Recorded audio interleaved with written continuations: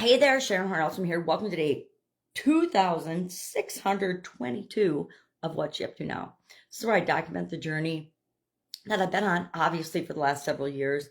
And it was originally, I started doing it because some coaches of mine recommended that I get online and I start talking about. If you don't know what to talk about, they said, talk about your journey. So I started by talking about my journey, but since I was scared to get on video and say anything or do anything, I actually began by sharing my annual challenge. I've been doing an annual challenge for myself for a couple of decades, and I decided, well, what a great way to share something, because I'm doing something every day, so that gives me an automatic topic to talk about every day. So I started in 2018. I started to share my annual challenge, and that year I did and was involved in a bunch of annual challenges to get me more comfortable doing video. What you see is what you get with me. I do not edit my videos. It is just something it's something I could have done, but then it would delay. And since I do them every day, it doesn't make sense to me to edit the videos. So I just do them and talk. And again, what you see is what you get. And today we're talking about relationships, because as part of the Be a Better You annual challenge, yes, I'm still doing the annual challenge,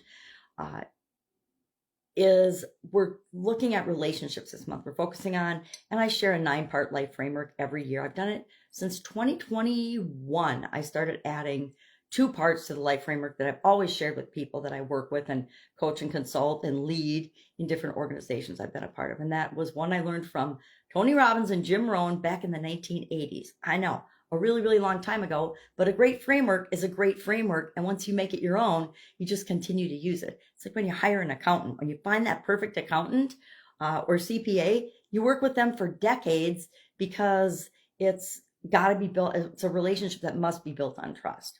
So, and other things that are core values of ours. So today we're talking about relationship core values. What are the things that are most important to you? Because you need to know what yours are.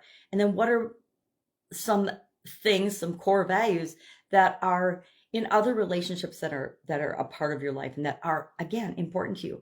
Relationships that aren't super important to us, superficial social media relationships, for example. I don't know what other people's core values are, and I will make assumptions based on what they post online, of course, as we all do, but I don't really know what their core values are, and it doesn't really matter because I don't really have a significant relationship with them. But those people that we do have important relationships with in work, in our families, in business, and in life, we want to understand them better so we can improve our relationships. If you're in a relationship that you're not wanting to improve, what's the point of being in that relationship? This is, of course, my humble opinion. So today I've shared a list, I'm going to set my coffee down, of 10 different possible relationship core values. These may or may not be your top 3. My top 3 fall kind of within this, but then out, so I made up my own, which I do that with pretty much everything. It's like if there isn't a word for it, my daughter and I will make one up. So, for example, trust, communication, respect, loyalty, empathy, growth, compassion, commitment, independence, fun, and enjoyment are 10 very popular and excellent relationship core values, because they will strengthen our relationships if we're in agreement or not.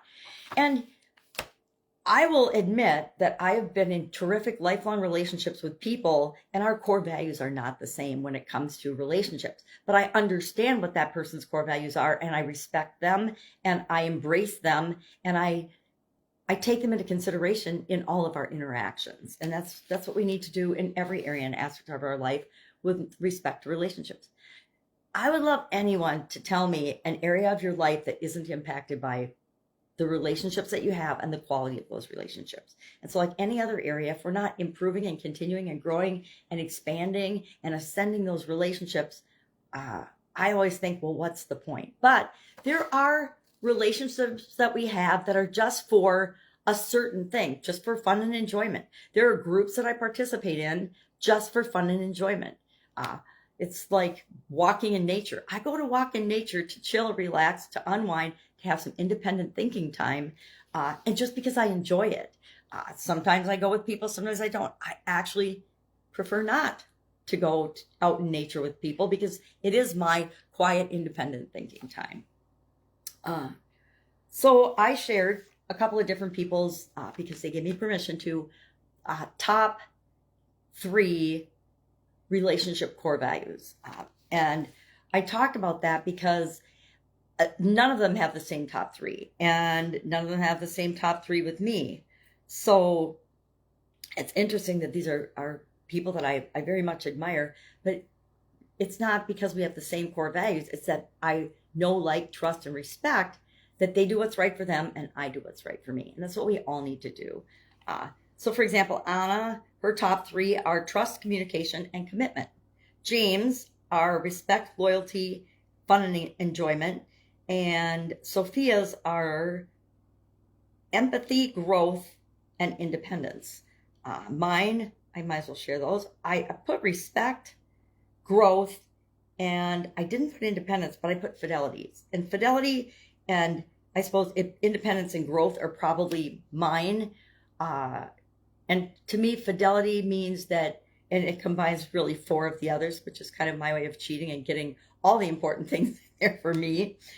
Trust, respect, loyalty, and commitment, to me, all are encompassed in the definition of fidelity. And why? Because I've had personal experiences where that wasn't true from the other side of the equation. And to me, that is a non-starter, non-option. And again, all of our core values are developed throughout our lifetime based on experiences we have. But at any point in our life, we could choose to not have those be something that is so important to us that we automatically make our decisions based on that. All right, that's it for today. If you are brave, please share in the comments below your top three relationship core values so we can get to know you better and understand what's most important to you. If you don't want to share them, of course you don't have to, but I challenge you to think about and identify as you're going about your day, what are the things that pop up as being most important to you? If you are triggered by the lies and the stuff on the media, probably trust and truth and honesty and authenticity are pretty important to you. If you're not, then they're probably not very important to you. Communication. You know if it's important to you or not. To me, I'm not a huge person that has to stay in touch and be communicating all the time. I love the people I love no matter what. I do not like talking on the phone, but that's based on my past experiences. So if communicating is going to be through the phone, I'm probably not going to do it very often. Now, if I can video call you and talk to you and see your face and do Zooms, etc., those I will do because I like the face-to-face real-time interaction with people. And if I can meet with you in person, that's the best. All right, that's just me. You have to decide what's right for you with respect to building relationships. All right, have an awesome day, and I'll, of course, be with you tomorrow.